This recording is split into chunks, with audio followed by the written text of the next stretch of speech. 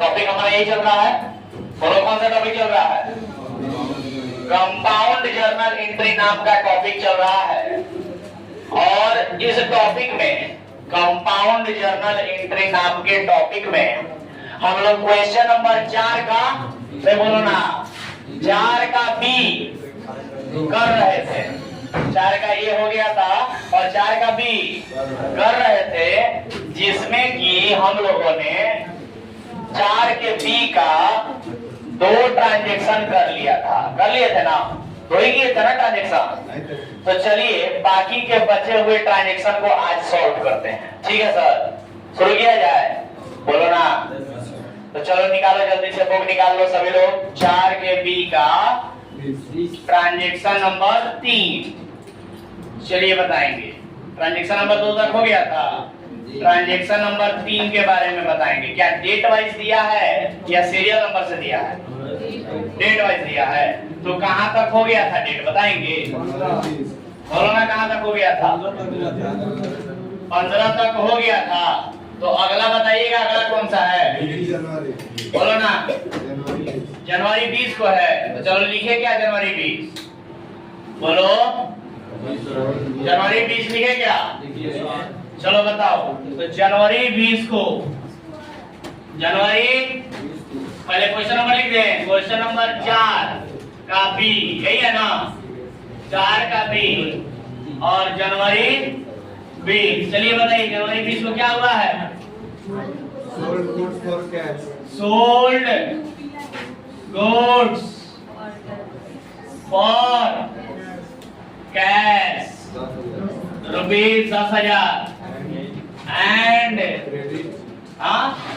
On credit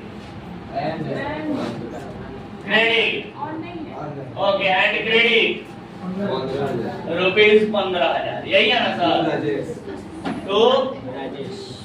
to Rajesh. चलो ध्यान दो, यहाँ क्या कह रहा है सर, जरा फोकस करेंगे।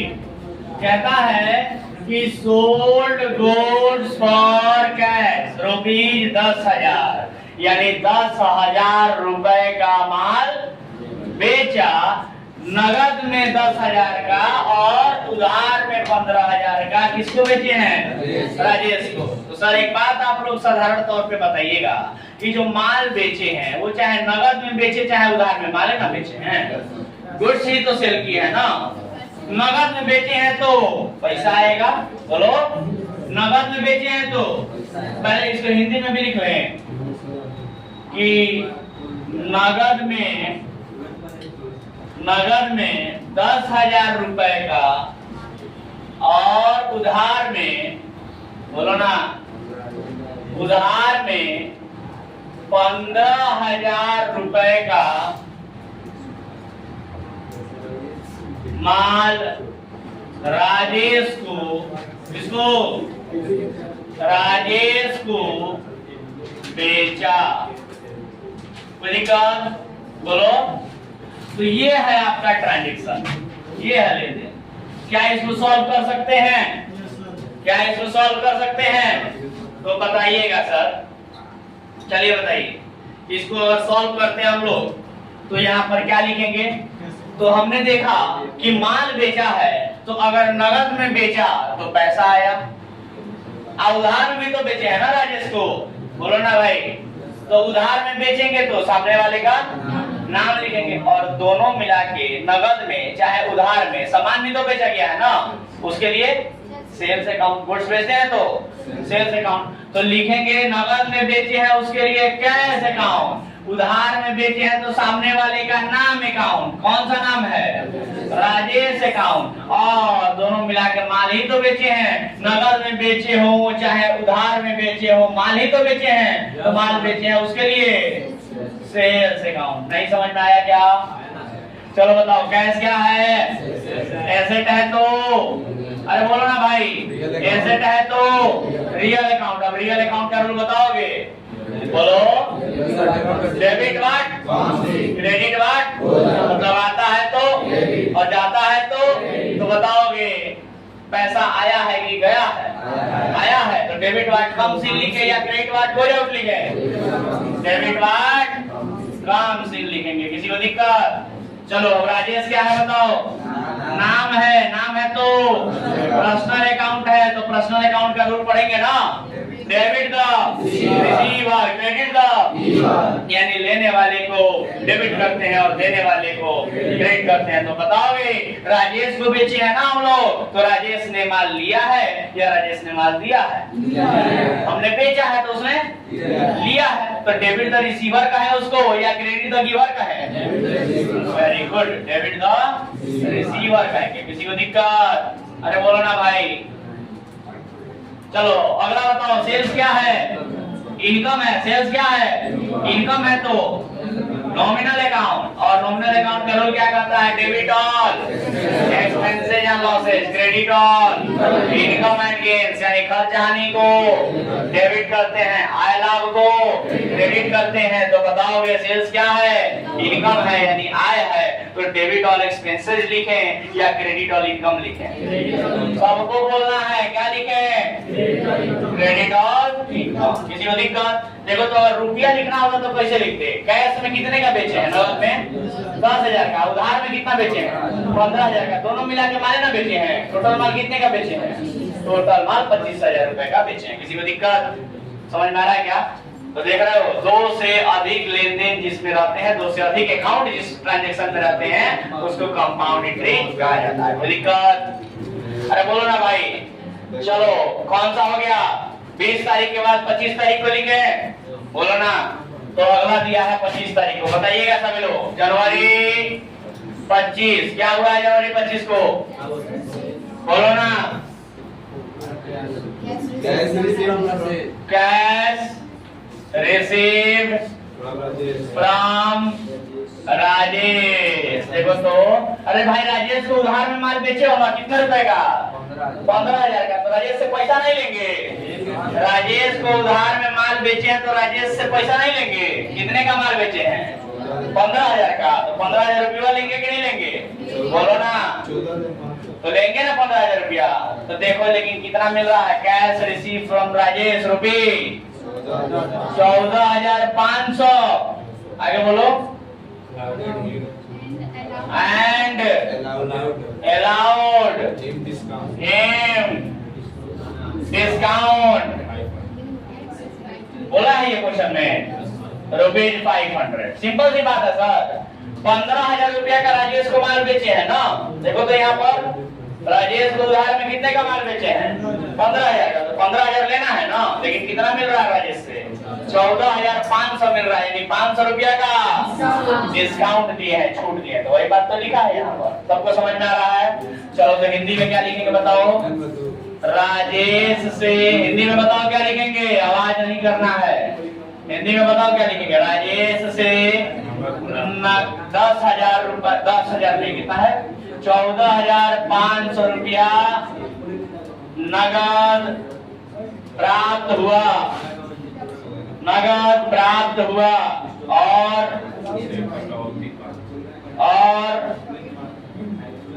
उसे 500 रुपया, 500 रुपया बोलो ना, 500 रुपए छूट दिया। डिस्काउंट दिया गया है ना, डिस्काउंट का मतलब छूट दिया। कोई दिक्कत? चलो तो इसको लिखा जाए, बताओगे? अब बोलेगा नहीं सब, बोलो ना जी। कैश मिला है ना राजेश से, तो कैश आया है तो उसके लिए कैश अकाउंट। हमने डिस्काउंट दिया तो हमें नुकसान हुआ ना, बोलो ना। हमने छूट दिया है तो हमें नुकसान हुआ कि नहीं हुआ? तो नुकसान हुआ। डिस्काउंट हमने दिया है तो उसके लिए डिस्काउंट अकाउंट, और राजेश ने पैसे दिए हैं तो उसके लिए, जिसने पैसा दिया उसका नाम नहीं लिखेंगे। अरे भाई माल बेचे थे तो उसका नाम लिखे थे, और पैसा दिया तो नाम काटना पड़ेगा ना। तो वास्तव में नाम काटा नहीं जाता है। वो तो जो लोग पढ़े लिखे नहीं होते हैं, गांव देहात में जो लोग दुकान वकान चलाते हैं, छोटा मोटा कॉमर्स नहीं पढ़े होते हैं, या जो लोग कॉमर्स 2.0 से कॉमर्स नहीं पढ़े होते हैं, वो लोग ऐसा काम करते हैं। लेकिन आप सभी तो जानते हैं सर, पैसा दिया था जब उसको हमने सामान बेचा था, समझो इधर, जब उसको सामान हमने बेचा था तो उसको लिखे थे डेबिट द रिसीवर। अब यहाँ पर पैसा दे रहा है तो लिखेंगे डेबिट द गिवर, खत्म हो जाएगा। समझ गए क्या बात? एक बार डेबिट किए थे उसी को क्रेडिट में लिख देंगे तो हिसाब किताब खत्म। लेकिन जो लोग पढ़े लिखे नहीं होते वो क्या करते हैं कि हाँ उधार में माल बेचे तो नाम लिख देंगे, जब पैसा देगा तो उसका नाम काट देंगे, ऐसे नहीं काटेंगे। लेकिन हम लोग तो पढ़े लिखे हैं, हम लोग क्या काट करेंगे, हम लोग को पता है कैसे लिखना है, बोलो ना। चलो तो बताओ कैश क्या है? एसेट है तो रियल अकाउंट, डिस्काउंट क्या है? लॉस है तो नॉमिनल अकाउंट। राजेश क्या है? नाम है तो बोलो ना, नाम है तो पर्सनल अकाउंट। अब चलो फटाफट रियल अकाउंट, नॉमिनल अकाउंट और पर्सनल अकाउंट का रोल पढ़ते हैं। चलो बताओ, नॉमिनल अकाउंट है सबसे पहले, रियल अकाउंट है तो रियल अकाउंट का रूल पढ़ो। डेबिट व्हाट, क्रेडिट व्हाट, मतलब आता है तो, जाता है तो बताओगे पैसा आया है कि गया है? बोलना है सर, फिर गलती कर रहे हैं आप लोग ना बोल के। पैसा आया है या गया है? आया है ना, तो डेबिट व्हाट कम से लिखेंगे या क्रेडिट व्हाट को जब लिखेंगे? डेबिट व्हाट कम से लिखेंगे, कोई दिक्कत? चलो उसके बाद डिस्काउंट यानी लॉस हुआ है तो नॉमिनल अकाउंट है, तो नॉमिनल अकाउंट का रूल पढ़ो ना। Debit all expenses and losses, credit all income and gains यानी खर्च हानि को डेबिट करते हैं और आय लाभ को क्रेडिट करते हैं। तो बताओगे डिस्काउंट लॉस है ना, तो डेबिट और एक्सपेंसेस एंड लॉसेस लिखें या क्रेडिट और इनकम एंड गेन्स लिखें? डेबिट और एक्सपेंसेस एंड लॉसेस लिखेंगे। अरे लॉस है ना ये, डेबिट और एक्सपेंस एंड लॉस होगा ना, कहां ध्यान है? तो ये देखो पर्सनल अकाउंट का रूल पढ़ो। डेबिट द क्रेडिट द, मतलब लेने वाले को और देने वाले को। तो राजेश ने पैसा लिया है या पैसा दिया है? जब माल बेचे थे तो माल उसने लिया था, लेकिन अभी पैसा दे रहा है, तो डेबिट द रिसीवर का है फिलहाल उसको या क्रेडिट द गिवर का है उसको?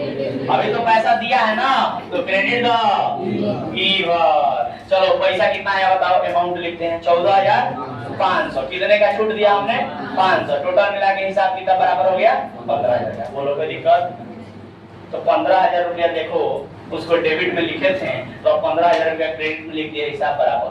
इना की डेबिट में, इना की किसी का नाम लिखे हैं, पैसा दे दिया तो लगे काट देते हैं, नामों काट दो भाई, पैसा दे दिया नामों काट दो। नामों नहीं काटा जाता है, जो डेबिट में लिखे हैं उसको खत्म करने के लिए क्रेडिट में लिखना पड़ता है, ताकि वो अकाउंट क्लोज हो जाता है, बंद हो जाता है, खत्म हो जाता है। आया बात समझ में? अभी और भी चीजें सिखाएंगे आप लोगों को समय के अनुसार। ठीक है सर, तो क्या ये दोनों ट्रांजैक्शन अच्छे से समझ में आए लॉजिक के साथ कि क्यों कोई अकाउंट डेबिट हो रहा है, क्यों कोई अकाउंट क्रेडिट हो रहा है? रीजन और लॉजिक के साथ। रटने का काम तो नहीं हो रहा है, रटने का काम नहीं सर। और मतलब हम यही देख रहे हैं कि मैक्सिमम लोग रटवाने का काम कर रहे हैं, जो कि ये काम बिल्कुल रटने का नहीं है। ठीक है, आप लोग अपनी जानकारी में कहीं भी कोई स्टूडेंट हो तो उसको जरूर संपर्क कीजिए और ये बातचीत कीजिए कि क्या कहीं रटवाने का काम तो नहीं हो रहा है, क्या जर्नल रटवाने का काम तो नहीं हो रहा है, क्या जर्नल बताया जा रहा है तो उसके पीछे का लॉजिक बताया जा रहा है कि नहीं बताया जा रहा है, क्यों कोई अकाउंट डेबिट हो रहा है और क्यों कोई अकाउंट क्रेडिट हो रहा है, बहुत जरूरी है ये जानना। चलो तो इसको नोट करो, फटाफट नोट करो। अभी कुछ और दो ट्रांजैक्शन बचे हुए हैं उसको हम लोग लिखेंगे, पहले इसको नोट कर लो, ठीक है? बोलो ना, जल्दी नोट करो।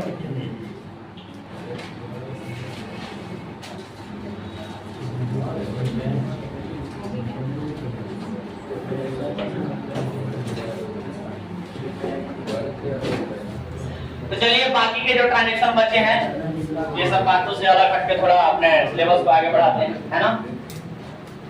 तो दो ट्रांजैक्शन यहाँ भी हमने कर लिया, यानी 25 तारीख तक हो गया, जनवरी 25। चलिए मैं उम्मीद करता हूँ कि आप लोगों ने लिख लिया होगा और जनवरी 25 के बाद हम मिटाते हैं और लिखते हैं अगला डेट।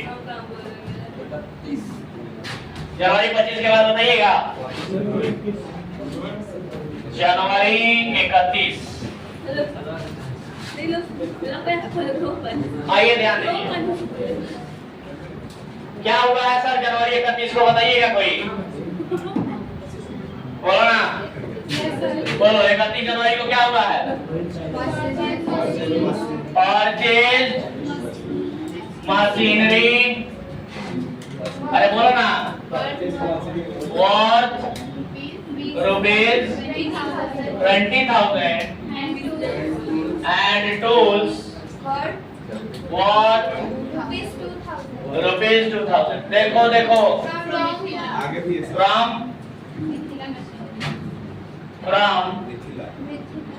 मिथिला मशीनरी। चलो ध्यान दो यहाँ पर जरा,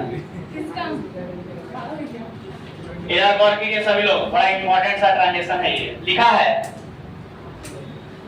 कि परचेज मशीनरी, यानी मशीनरी खरीदा गया, मतलब मशीनें खरीदी गई, वर्थ रुपीज 20,000 यानी 20,000 का। एंड टूल्स, टूल्स का मतलब होता है औजार, टूल्स का मतलब मशीन खरीदे हैं तो औजार भी कर देंगे, तो मशीन खरीदे हैं और औजार खरीदे हैं। मशीन 20,000 का और औजार कितने का? 2,000 के खरीदे हैं। किससे? फ्रॉम मिथिला मशीनरी, यानी मिथिला मशीनरी नाम का एक दुकान है, वहां से हमने खरीदा है। तो सबसे पहले मैं आप सभी से पूछना चाहूंगा कि बताइए ये लेन देन नगद है या उधार है? नगद है या उधार है? उधार है। कैसे पता कि उधार है? क्योंकि किसी का नाम लिखा है, चाहे वो व्यक्ति का नाम हो, चाहे व्यवसाय का नाम हो, चाहे कि बैंक का नाम हो, चाहे किसी संस्था का नाम हो। पढ़ाए है ना पर्सनल अकाउंट, किसी का भी नाम इस्तेमाल किया गया हो और नाम के बाद पर कैश ना लिखा हो, तो इसका मतलब कि उधार में लेन देन हुआ है ना। तो यहाँ तो नाम के बाद पर कैश नहीं लिखा है, इसलिए हम लोग कहेंगे कि ये लेन देन कैसा हुआ है? उधार में हुआ है। यानी कि मशीनरी और टूल्स, यानी मशीन और औजार जो खरीदा गया है वो नगद में नहीं बल्कि उधार में खरीदा गया है। समझ गए बात? तो आइए इसको लिखते हैं। कैसे हिंदी में लिखेंगे? पहले हिंदी में बता दीजिए। मिथिला मशीनरी से, मिथिला मशीनरी से, मिथिला मशीनरी से 20,000 रुपए का मशीन और 2,000 रुपए का औजार खरीदा। यही है ना? अरे बोलो ना भाई, बोलते ही नहीं है तो तुम लोग। चलो बोलो, क्लियर है बात? तो सबसे पहले बात, दो संपत्तियां खरीदी गई हैं। मशीन भी एक संपत्ति है और औजार खरीदना भी संपत्ति है। तो दो संपत्तियां खरीदी गई हैं, तो दोनों का नाम लिखेंगे ना। बोलो ना, क्या क्या खरीदा गया है? मशीन खरीदा गया है, तो उसके लिए मशीन अकाउंट। औजार खरीदा गया है, टूल्स, उसके लिए टूल्स अकाउंट। उधार में खरीदा गया है ना सर। अगर नगद में खरीदा गया रहता तो लिखते यहाँ पर कि मशीन टूल्स आया, पैसा गया, लेकिन पैसा तो गया नहीं है, क्या कि उधार में खरीदे हैं और उधार में खरीदे, इसलिए सामने वाले का नाम लिखेंगे। और सामने वाले का नाम क्या है? बोलो बोलो ना, मिथिला मशीनरी अकाउंट। कोई दिक्कत? ये मिथिला मशीनरी दुकान का नाम है। समझ गए बात? चलो बताओ मशीन क्या है? अरे बोलो ना भाई, मशीन क्या है? एसेट है तो रियल अकाउंट। टूल्स क्या है? ये भी एसेट है तो रियल अकाउंट। मिथिला मशीनरी क्या है? नाम है। मिथिला मशीनरी दुकान का नाम है, इसलिए पर्सनल अकाउंट। क्या और रूल पढ़ोगे? रियल अकाउंट का, फिर रियल अकाउंट का और फिर पर्सनल अकाउंट का। चलो पढ़ो। रियल अकाउंट करो। Debit what? Credit what? मतलब आता है तो और जाता है तो बताओगे कि मशीन आया है कि गया है। मशीन आया है तो क्या लिखोगे? Debit what? मशीन। और यही रूल तो अप्लाई होगा इस पर भी ना, टूल्स पर भी। टूल्स भी आया है तो टूल्स के लिए भी क्या लिखोगे? अरे बोलो ना भाई, क्या लिखोगे? Debit what machine. चलो अब बताओ, पर्सनल अकाउंट का रूल पढ़ेंगे। Debit the receiver, credit the giver, यानी लेने वाले को डेबिट करते हैं और देने वाले को क्रेडिट करते हैं। तो बताओगे मिथिला मशीनरी से उधार में हमने खरीदा है ना, तो मिथिला मशीनरी में लिया है या दिया है? हमने खरीदा है तो उसने दिया है। तो डेबिट द रिसीवर का है या क्रेडिट द गिवर का है? Credit the giver. Good sir. Amount लिखने की बात अगर आप सभी से पूछे तो बताइएगा क्या आपको? चलो बताओ तो मशीन कितने का खरीदे हैं? 20,000 का। टूल्स कितने का खरीदे हैं? 2,000 का। दोनों मिला के कितने का उधार में खरीदे हैं? 22,000 का। ऐसा ही ना लिखा गया अमाउंट? कोई दिक्कत किसी को? समझ आ रहा है सबको? चलो अब इस क्वेश्चन का लास्ट ट्रांजेक्शन बचा है, जरा उस पर गौर करेंगे। क्या लिखा है? कौन से तारीख को? 31 को ही लिखा है। तो चलो नीचे वाला मिटा देते हैं और यहाँ लिखते हैं 31 तारीख को लास्ट ट्रांजेक्शन हुआ है इस क्वेश्चन का। फिर से 31 तारीख को जरा उस पर विचार करते हैं। चलो क्या लिखा है बोलो?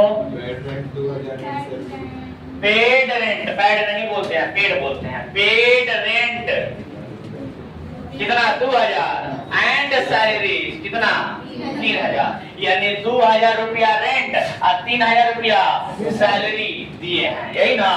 तो लिखेंगे जनवरी 31, जनवरी बोलो ना, जनवरी 31 paid rent rupees 2000 and salaries rupees 3000, यही बोला है ना।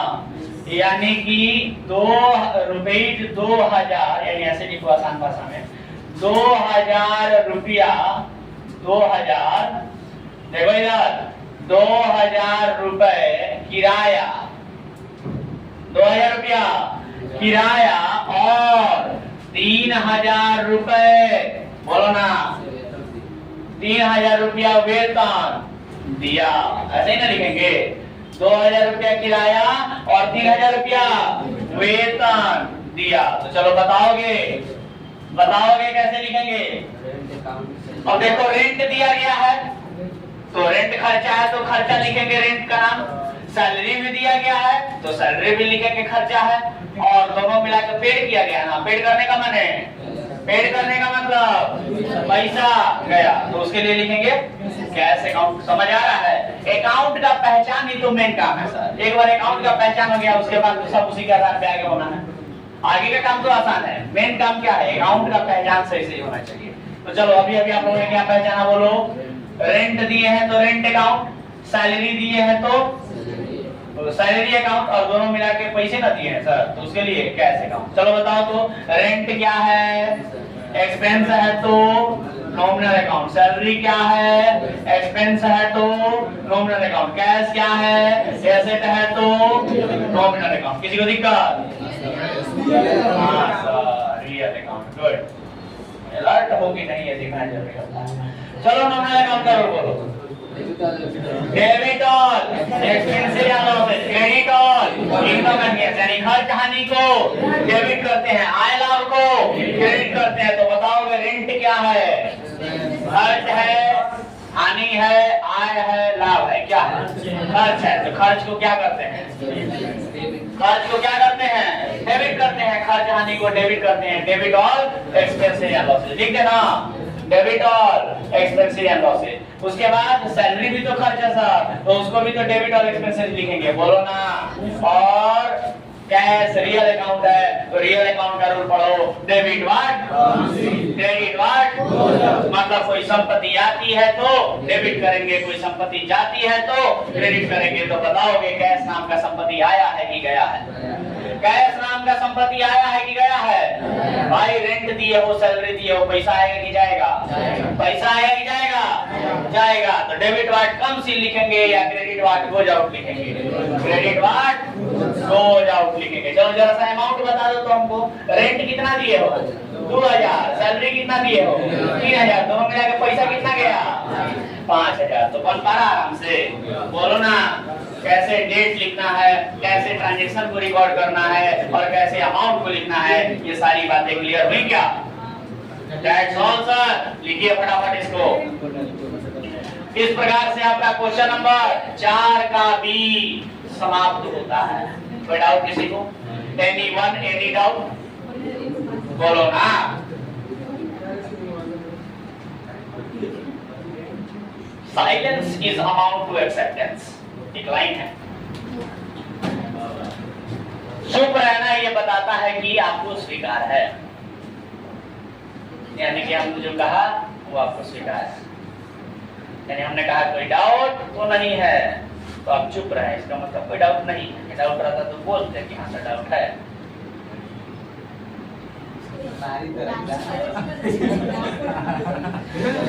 तो क्या मैं उम्मीद कर सकता हूं कि आप लोगों को ये कंपाउंड इंटरेस्ट समझ में आया है? तो क्वेश्चन नंबर 4 का ए और 4 का बी पूरी तरह से खत्म हो गया, बोलो ना। तो आप सभी को प्रयास करना है क्वेश्चन नंबर 5 घर से बना के लाएं और 6 भी घर से बना के लाएं। क्लियर बात? तो चलिए मेरे तरफ से आज के लिए इतना ही, मिलते हैं अगले क्लास में। तब तक के लिए टाटा बाय।